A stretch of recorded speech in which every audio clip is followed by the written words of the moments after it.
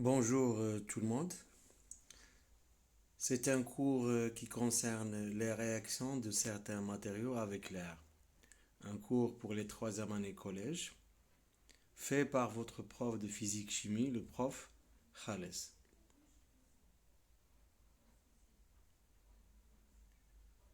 On va voir quelques photos pour faire des observations et poser des questions. Première photo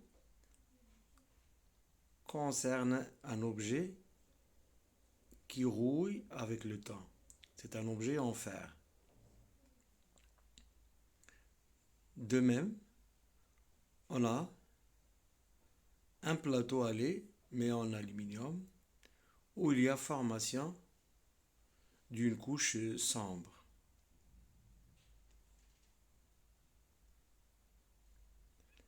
Donc les questions sont, dans quel cas rouille le fer?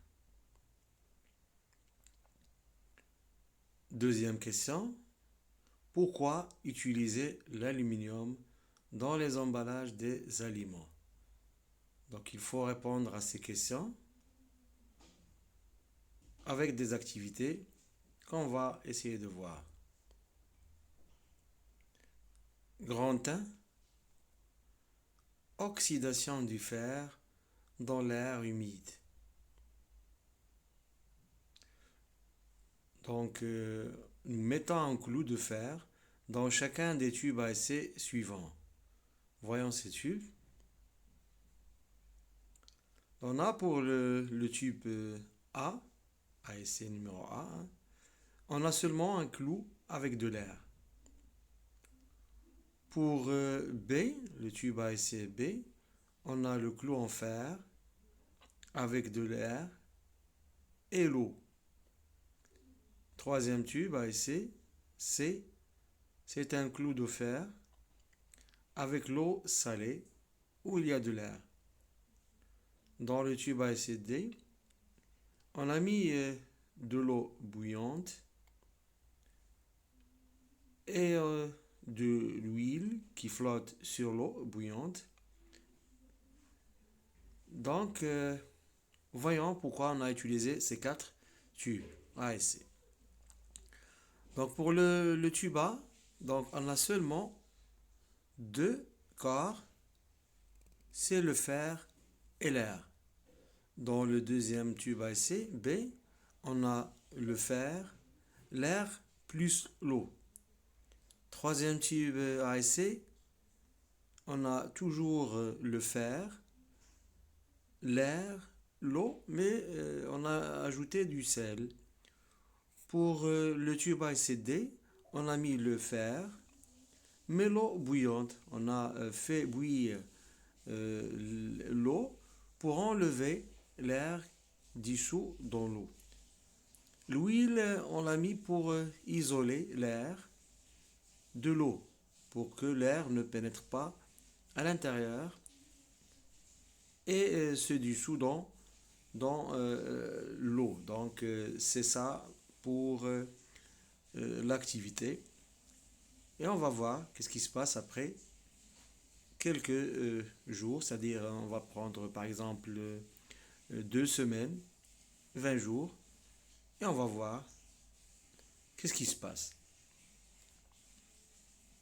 Bon, pour l'activité 1, nous mettons un clou de fer dans chacun des tubes à essai suivants.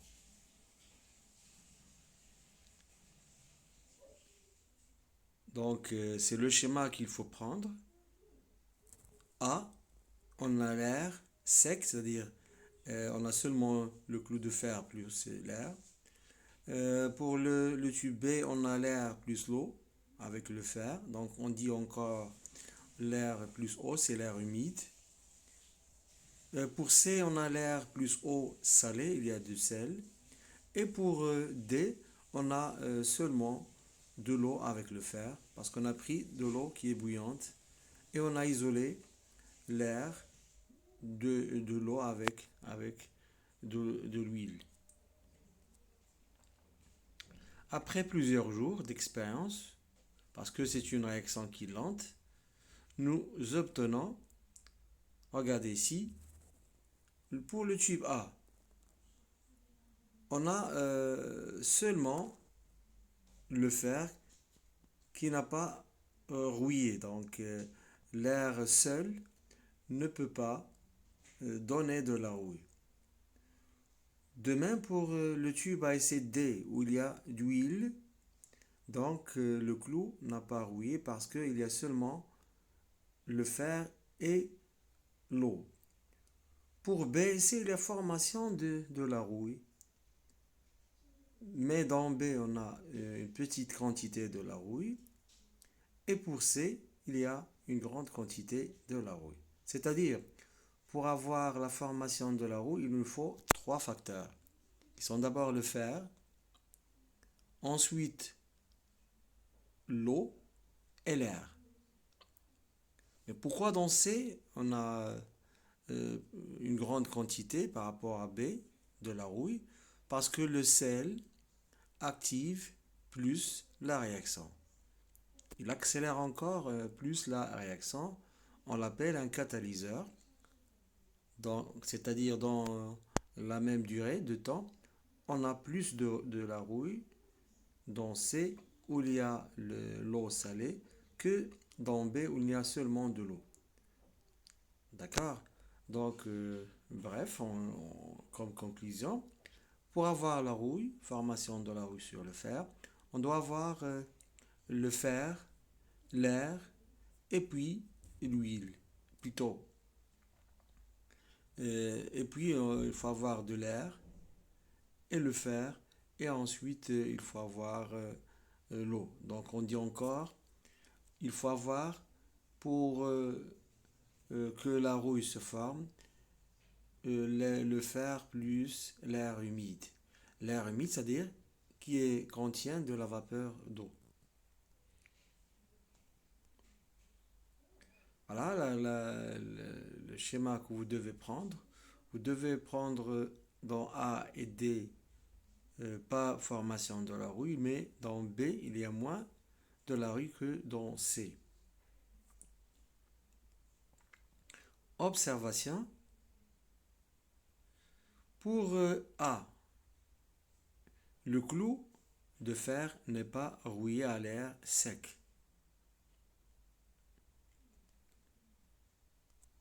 Dans B, le clou de fer rouille dans l'air humide, c'est-à-dire l'air plus eau.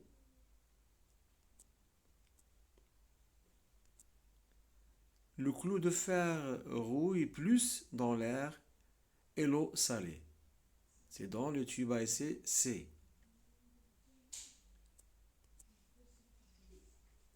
Pour D, le clou de fer n'est pas rouillé dans l'eau bouillante, c'est-à-dire l'eau qui ne contient pas de l'air, qui est isolée de l'air avec la couche d'huile. Donc le rôle de la couche d'huile, c'est d'isoler tout simplement le clou et l'eau de l'air. Déduction. La rouille du fer, qui est une couche rouge foncée, se forme par réaction lente, se produisant à température normale et nécessite la présence de fer, d'eau et de dioxygène gazeux qui se trouvent dans l'air. Donc, parmi les constituants de l'air, le dioxygène est nécessaire pour la formation de la rouille. C'est pourquoi on dit oxydation de fer. Donc, oxydation de fer veut dire que le fer réagit avec le dioxygène qui existe dans l'air. Cette réaction est plus rapide avec l'eau salée. C'est-à-dire, on a déjà dit ça, que le sel joue le rôle d'un catalyseur. Donc, il active plus, il accélère plus la réaction chimique entre le fer et le dioxygène en présence de l'eau. Conclusion. Le fer rouille lorsqu'il est exposé à l'air humide. C'est nécessaire l'existence de l'eau avec de l'air pour que le fer rouille. Le fer réagit avec le dioxygène. La rouille est formée qui contient l'oxyde de fer 3, Fe2O3. Donc le constituant principal de la rouille, c'est l'oxyde de fer 3, Fe2O3. Selon l'équation chimique suivante, 4Fe plus 3O2 produit 2Fe2O3. Remarque, la rouille du fer est un matériau poreux, c'est-à-dire qui contient des petits trous par lesquels l'air passe et sera en contact avec le fer. Donc, dans ce cas-là, il y aura toujours réaction chimique du fer avec l'air. C'est une réaction qui ne s'arrête pas tant qu'il y a du fer, qui laisse pénétrer l'air et ne protège pas le fer des effets de dioxygène, ce qui provoque sa corrosion, c'est-à-dire sa destruction, sa disparition. Et on sait déjà d'avance que lorsqu'on a un clou de fer où il y a formation de la rouille, qui est ancien, on peut le casser facilement parce qu'il n'y a plus de fer, il y a seulement l'oxyde de fer 3, Fe2O3, c'est-à-dire la rouille. Donc la rouille ne protège pas le fer parce que c'est une couche poreuse qui contient des trous qui laisse passer et pénétrer l'air à l'intérieur. Dans ce cas-là, l'air sera en contact avec l'air, il y aura réaction chimique, donc disparition des réactifs. Parmi ces réactifs, il y a le fer. L'air existe toujours, donc il y a l'existence de dioxygène, mais le fer disparaît et il y a formation de la rouille, toujours. Donc c'est une couche qui ne protège pas le fer. C'est pourquoi on dit la couche provoque la corrosion du fer. C'est pourquoi le fer n'est pas utilisé pour l'emballage. C'est d'accord, on ne peut pas utiliser une couche poreuse pour conserver, pour emballer les aliments. Dans ce cas-là, il y aura pénétration de l'air et on aura peut-être réaction chimique ou autre chose avec les aliments à l'intérieur. Donc, c'est pas possible d'utiliser le fer pour emballer les aliments, par exemple. La réaction de fer avec le dioxygène s'appelle réaction d'oxydation. J'ai déjà expliqué ça, que le mot oxydation veut dire l'existence de dioxygène. C'est-à-dire la réaction est faisable en présence de dioxygène. La réaction du fer, bien sûr, avec le dioxygène pour former l'oxyde de fer 3. L'oxydation de fer est une réaction lente. C'est pourquoi il nous faut quelques jours, peut-être 2 semaines, parfois plus, pour avoir la formation de la rouille. Mais ce n'est pas une réaction instantanée, ce n'est pas une réaction qui est rapide. C'est pourquoi parfois on utilise le sel pour accélérer un petit peu cette réaction chimique. Pour maintenant protéger le fer de la rouille, qu'est-ce qu'on doit faire? Si on a une porte, par exemple, en fer, pour protéger cette porte de la corrosion, on doit l'isoler de l'air humide. Mais comment ça? Il faut seulement utiliser la peinture. Donc, pour protéger le fer, on peut utiliser la peinture. C'est la première méthode qui est rapide, qui ne demande pas trop d'argent et faisable dans la vie quotidienne.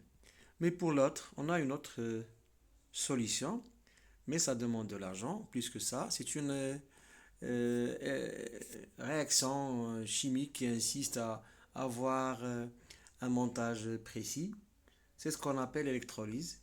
Mais électrolyse, il nous faut au moins un autre matériel, un autre métal comme le cas du zinc ou bien du nickel, et ce sont des métaux qui demandent plus d'argent. Donc on ne peut pas isoler le fer qui est moins cher, hein, en utilisant des métaux plus chers. Mais c'est une méthode qu'il faut mentionner lorsqu'il y a une question qui demande quelles sont les deux méthodes pour protéger le fer de la corrosion. Donc la deuxième méthode est ou le revêtir, c'est-à-dire mettre une couche pour ce fer, hein, pour le fer qui rouille, donc ou le revêtir avec une couche de certains métaux qui ne sont pas affectés par l'air humide, tels que le zinc ou le nickel. C'est quoi le zinc? C'est un matériel, le nickel en même temps. Regardez ici, j'ai une image, ça c'est le zinc. Alors c'est un métal, hein, qui ne s'oxyde pas avec l'air et il n'y a pas formation de la rouille. Le nickel encore, regardez comment il est. C'est un métal qui ne s'oxyde pas avec l'air et il n'y a plus formation de la rouille pour le nickel. Donc on peut utiliser ces deux métaux pour revêtir le fer, pour isoler le fer, hein, de l'air, pour qu'il n'y aura plus la formation de la rouille. Deuxièmement, oxydation de l'aluminium dans l'air.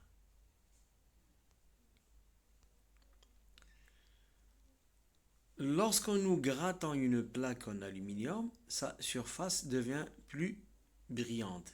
C'est ce que les mamans font dans la maison. Ils essaient toujours de gratter les assiettes en aluminium pour qu'elles soient plus brillantes. Parce qu'il y a une couche qui se forme, qui est sombre, que j'ai déjà montré au début de cette leçon.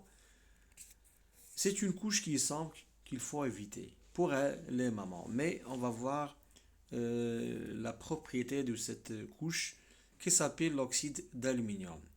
Donc s'il est laissé en l'air, elle est recouverte d'une couche sombre d'oxyde d'aluminium. C'est-à-dire qu'il y a réaction chimique du fer avec de l'air. On n'a pas besoin de l'air humide, hein, seulement l'air sec peut réagir avec l'aluminium pour donner l'oxyde d'aluminium. L'air réagit avec l'aluminium pour produire l'oxyde d'aluminium ou l'alumine, Al2O3. Selon l'équation chimique suivante. 4Al plus 3O2 produit 2Al2O3. Remarque. L'oxydation de l'aluminium dans l'air se produit seulement en surface. C'est très bien. Pourquoi ça? Parce que l'oxydation d'abord de l'aluminium est une réaction chimique qui est lente et qui donne cette couche sombre qui est l'oxyde d'aluminium. Et cette couche-là, c'est pas comme la couche formée lors de l'oxydation de fer. C'est une couche qui n'est pas poreuse, c'est-à-dire il n'y a pas l'existence des petits trous dans cette couche-là qui est l'oxyde d'aluminium. Donc il n'y aura plus pénétration de l'air pour être en contact avec l'aluminium, c'est-à-dire au moment de la formation de cette couche qui est l'oxyde d'aluminium, donc la réaction s'arrête parce qu'il joue le rôle d'un isolant. C'est comme le cas de l'huile lors de l'oxydation de fer. C'est le tube D où on a utilisé l'huile pour isoler l'air du fer. Maintenant, cette couche-là est isolante. Lors de sa formation, la réaction s'arrête. Donc, l'aluminium est protégé par cette couche qui est l'oxyde d'aluminium formé lors de l'oxydation. Donc, la couche d'oxyde d'aluminium résultante est une couche qui protège l'aluminium de la corrosion. C'est très bien. Donc, il ne faut pas l'enlever. Hein. Les mamans enlèvent cette couche-là en grattant les assiettes en aluminium. Donc, ils mettent l'aluminium en contact avec le dioxygène, avec l'air. Donc, il y a encore réaction chimique, c'est-à-dire disparition de l'aluminium et formation de l'oxyde d'aluminium. Toujours, lorsqu'il enlève cette couche-là, qui joue le rôle de protéger l'aluminium, il y a encore spontanément réaction chimique entre l'aluminium et le dioxygène existant dans l'air. Donc il ne faut pas enlever cette couche malgré les cendres, mais c'est une couche qui protège l'aluminium de la corrosion, de la destruction. C'est pourquoi l'aluminium est utilisé dans l'emballage.